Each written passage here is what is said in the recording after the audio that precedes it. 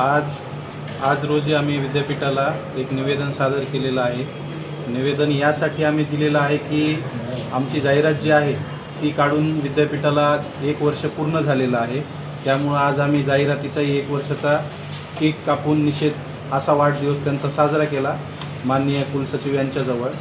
आमची सरळ साधी मागणी आहे की विद्यापीठ स्थापन झाल्यापासून आज 54 वर्ष पूर्ण झालेली आहेत, तरीही अजून सर्व प्रकल्पग्रस्तांना नोकरीवर विद्यापीठाने घेतलेलं नाही।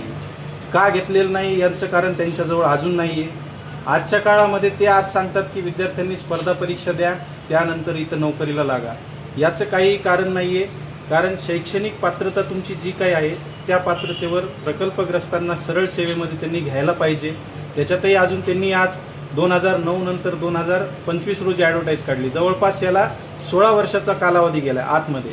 त्या 16 वर्षाच्या कालावधीनंतरही हे आज परत 1 वर्ष झालं एक्सटेंड प्रत्येक वेळेस 1 महिना करत आहेत। हे पुढं त्यांनी करू नये यासाठी आजचं निवेदन दिलं आहे। जर त्यांनी यापुढं तारीख वाढ केली तर आम्ही आमरण उपोषणाला बसणार आहोत आणि त्याच्यानंतर जर का काही उद्रेक झाला, जर आमच्या कुणाच्या आत्महत्या झाल्या, कुणी मरण पावलं, या सर्व गोष्टींना पूर्णतः विद्यापीठ जबाबदार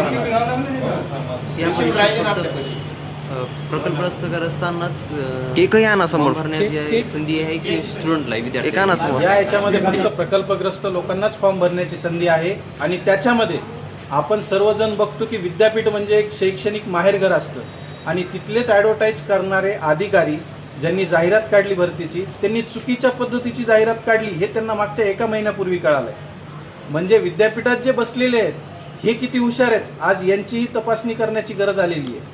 आता परत ही जी जाहिरात चुकीची आली ती परत प्रसिद्धी करणार आहेत का?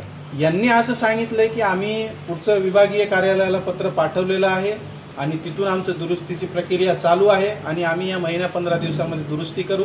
आणि आज आपण पाहिलं त्यांनी काय आश्वासन दिलं की 2-3 दिवसात दुरुस्त होईल आणि तारीख वाढणार नाही। आता तुम्ही याला साक्षीदार राहणार आहात की ही तारीख वाढती का नाही हे आपण सगळेजण बघू। आणि जर तारीख वाढली तर पुढं जे काही होईल याला हे पूर्णतः जबाबदारी यांचीच राहील।